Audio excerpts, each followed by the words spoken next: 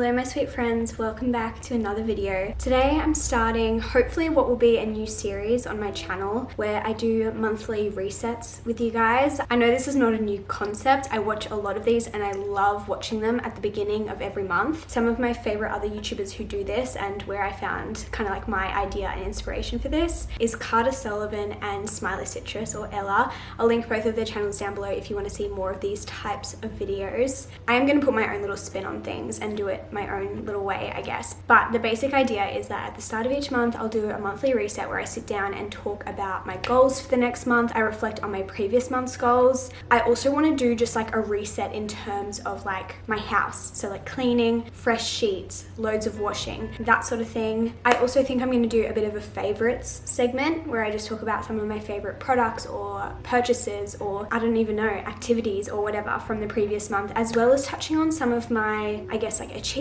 or even favorite memories. So there's going to be a whole lot in these videos and in this series that I'm hoping to start, and hopefully it will kind of evolve over time. So let me know if there are any other kind of like segments or things you'd like to see in these videos. The reason why I kind of wanted to start this is just because I have been feeling like I haven't got a lot of structure in my life, and I think a huge reason for that is obviously because I work for myself. I do YouTube full time, which is a huge blessing, literally best job ever, but no one else is telling me what I should be working towards, what I should be doing each day. I don't have like company goals or a promotion I'm working towards or anything like that. There are goals that obviously I can set for myself, but I just need to be a lot more intentional about it, and I just haven't been lately. So I want to implement a bit more structure into my life, a bit more routine, and I think doing a monthly reset where each month I reflect on the previous month and I set goals for the next month will really help with that. So also, yes, this is replacing my weekly vlog this week. I don't know if it'll always replace a weekly vlog or if sometimes it'll be a Thursday upload, I don't know, but I just needed a week off vlogging. I'm starting to feel a little bit, I don't want to say burnt out because I know that's a very like serious term, but I just feel myself not very excited about weekly vlogs right now,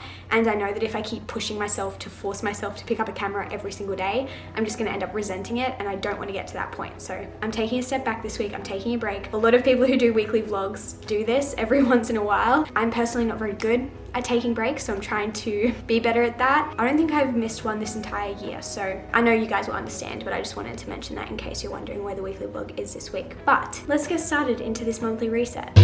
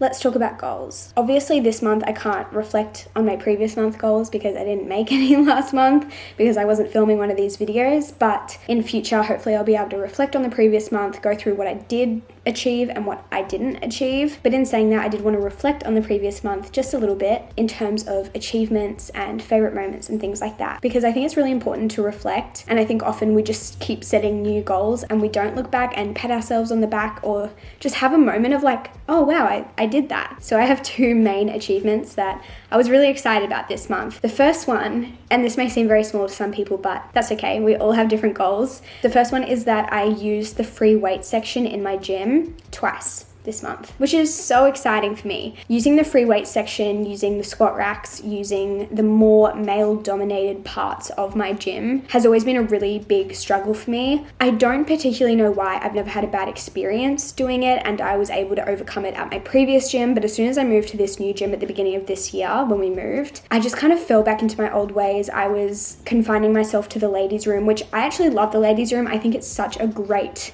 environment and thing that my gym has. It just doesn't have all of the equipment that I need to do my program, and my PT who writes my programs knew that, and she definitely challenged me when I started my new phase of my program by giving me new exercises that would mean I would have to leave the ladies' room. And so I did it twice this month, and honestly that is a milestone for me, so I'm gonna pat myself on the back and I'm really excited about that. And the second thing that I wrote down as an achievement for this past month is that I started a partnership with Stacks. So if you guys don't know, Stacks is an activewear company, and I love Stacks. I have been wearing it for a really long time, basically since I started my fitness journey. I've bought heaps of stuff from them. I just love their stuff. And honestly, I've been trying to work with them for probably this entire year. I don't know if this is interesting to that many people, so I don't want to talk about it for too long. But basically in the social media industry, sometimes a creator will reach out to a brand, sometimes a brand will reach out to a creator. And to be honest, I don't reach out to brands very often, but Stacks is one that I've been wanting to work with and have tried to kind of get in contact with for a while. And sometimes when you reach out to a brand, they will say no, whether that's because you don't have enough followers, or maybe your engagement isn't high enough, or maybe they're just not looking to onboard anyone at the moment. Maybe they don't have the budget for you, whatever it may be. Sometimes they say no. And Stacks actually never said no. I just didn't hear back for a long time. And then finally this month, I got a DM on Instagram asking me to email them and get in touch with their team. And now I am officially on board as a Stacks, I don't even know what the term would be, but just part of the team that works with Stacks now, one of their influencers basically, which is just so exciting. It's funny because this is a big deal for me, not because of the money. Like, this is definitely not like the most I've ever been paid for a collab or a big thing in terms of finances for me. It's just because it's a brand that I really love and I really want to promote, and I was promoting them before I even had a discount code with them. So it's just an all-around exciting thing, and I'm very happy to finally be on board with them because they're just a brand that I really love and really love supporting. Anyway, moving on to this month's goals. I have my goals broken up into 4 categories. So the first category is personal goals. So in May, I would love to focus on my quiet times. My quiet time is basically just Bible reading, prayer, reading Christian nonfiction books, anything like that. Just time spent with God. And it's something that I feel like I used to really love and really look forward to. I would wake up and do that first thing in the morning. And I don't know what's happened, but over time I've just fallen out of the routine. I don't do it daily. I find myself getting to the end of the day and being like, oh my gosh, I didn't have my quiet time. I think it's a combination of things, but it's just something that I want to get back into because I am my best self when I start my day with my quiet times.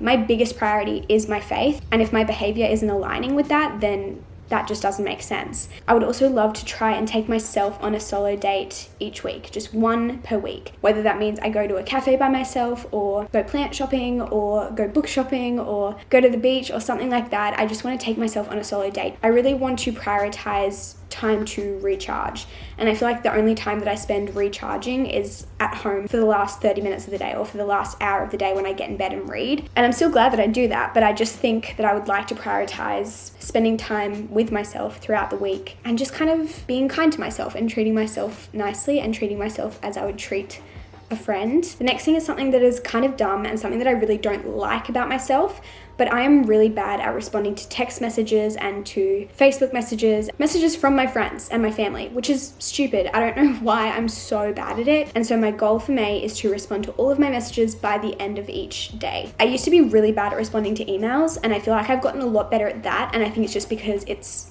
finally become a habit for me. So if I make this a habit, I think I can kind of break that cycle. And the last one of my personal goals is to read 10 books. And honestly, I don't care if I actually read 10, but I know that if I look back on the month and I've only read 5, it's probably because I haven't made time for myself and I've been working too late and I have not been doing my normal night routine, stuff like that. So by me reading a decent amount of books, it just means that I'm taking time for myself. So that's why I put it down. I don't actually care whether I read 10 or 9 or 8 or 2 if I'm actually making time for myself, but that's just a way that I can usually gauge that. Moving on to health and wellness goals. I want to go to the gym 4 times a week, which is pretty standard for me usually. April was just a really busy month in terms of socializing and going on trips and things, which is so fun, but I've just fallen out of my normal routine, so I want to get back to that. I also want to go on 1 run each week. No other reason than basically I just wish I was a runner. I think it's a really great self-discipline to have and a really great mental battle to have, but I'm not naturally a very good runner. So 1 run a week sounds realistic to me. We'll see how we go. Next, I want to get comfortable using the free weight section. So as I mentioned in my achievements,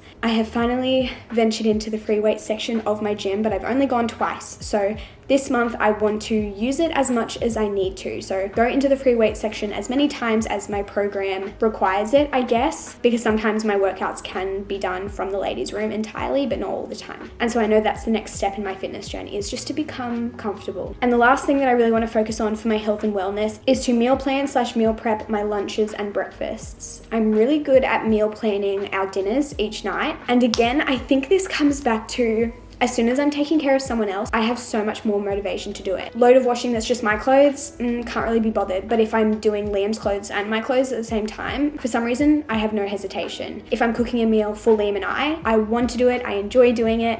But as soon as it's a meal just for myself, it just seems like it's not a priority. I just know I could be doing better. I think because my love language is acts of service, I find it a lot easier to do it when other people are involved. So this month I need to love myself, do some acts of service for myself, and plan my breakfast and lunches so that I just have decent, nutrient-rich meals. Moving into financial goals. I'm not going to be going through my budget as in depth as some other people do when they do these monthly resets, but I will still share my financial goals. So the first one for me is to have a life admin day. Basically, I just want to plan out one day where I sit down and I just go through all of my finances, all of my tax related stuff, get all my stuff ready for the end of the financial year. There's some paperwork I need to do. I need to change some information on some accounts. I still haven't changed my last name, which I definitely need to do at some point. But there are so many things that just fall into like a life admin day. So I want to do that this month. And the reason why it's under the financial heading is just because most of the things that I have on my to-do list for my life admin day are finance related. The next thing is that I just have some tax related stuff that I need to get ready for the end of the financial year. So that is, I guess, a goal to get that done because I always put it off. And then I always regret it when I get to the end of June and have to do everything all at once. The next thing is that I want to work out how to pay off my car. So one of my goals for 2022 as a whole is to pay off my car completely, or at least pay off a lot of it. And I logged into my account the other day and I tried so hard to figure out how to make that extra repayment, and I could not for the life of me figure it out. So I think I'm going to have to call them, and the fact that I have to call them has made me put it off. And so now it's on this list because then I have to do it. And the last financial goal I have is to have a low spend month. So no unnecessary clothes / books / shoes. My birthday was in April, so I feel like April was a little bit of a higher spend month. I had dinners with friends. I had a bachelorette trip where we went to a day spa and we went for a really nice dinner, and I flew to Sydney, and there was just lots happening in April, which was so fun. Loved every second of it, but I just want to kind of dial things back a little bit for me. I always find after a higher spend month, I want to focus on having a low spend month, not necessarily because I need to balance out the finances. Like I always plan my finances to be able to spend them in those ways when I have those high spend months, but more because I don't want to get into the habit of having high spend months and just continuing to spend my money without really thinking about it. I don't think spending money is a bad thing, but I do think that sometimes you just get into a mood for spending money. And I find that when I'm in those moods, I buy things that I later think back and be like, I didn't need to buy that. So let's see if we can have a low spend month. In saying that, I do have a lot of book gift cards, so I don't mind if I spend those. I just don't want to spend my own money on books. And lastly, we have my work goals, and my job is social media, Instagram and YouTube pretty much. And I only have 2 things for this. I couldn't really think of anything else that I really want to work towards in terms of work, which is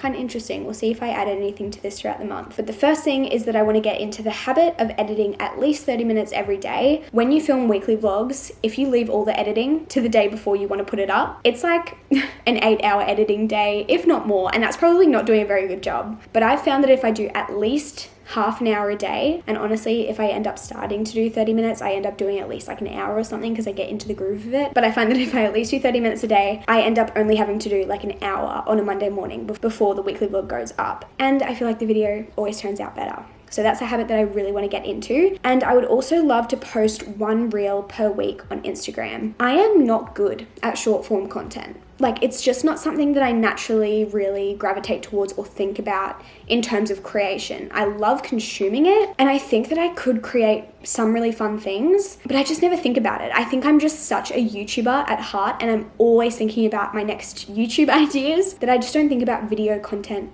for Instagram. But I would love to get more into that because one, I think it's fun, and honestly it's a lot faster to do video content for Instagram and TikTok than it is for YouTube. And two, Instagram does prioritize video content like reels. If you've noticed, most of the time if you open your Instagram app, the top of your feed is a reel, which look, I don't agree with. I don't love Instagram's algorithm, but it's my job. So trying to stay relevant, I guess. And honestly, reels are fun to make if you find something that aligns with you. But those are all my goals. That was a really chatty segment. So let's move into the next segment of this reset. Let's talk about monthly favorites. I feel like I'm back in OG YouTube filming this, but favorites videos are genuinely so helpful because people are just sharing their absolute favorite things, and I feel like it's the best way to find recommendations. So I have a bunch of things to show you. Starting off with these. These are my white high top platform Converse, and I'm sure many of you have seen these around. They're a super popular shoe, but I got these for my birthday from George, which I am so thankful for. I've been wanting them for genuinely over a year, but I just was like, no, Rach, you don't need them. You have white sneakers. But I kid you not, I've probably worn them almost every day since I got them. I feel like they go with every outfit. They look so cute with dresses, with jeans, with shorts, like so many outfits. They just suit perfectly, and they're also just extremely comfortable. I don't know what it is about the platform, but I feel like they're just way more comfortable than my other Converse that I own. I'll also try and link as many of these things down below as I can. None of these are sponsored, by the way. This is all just like me pouring out my heart and soul to you guys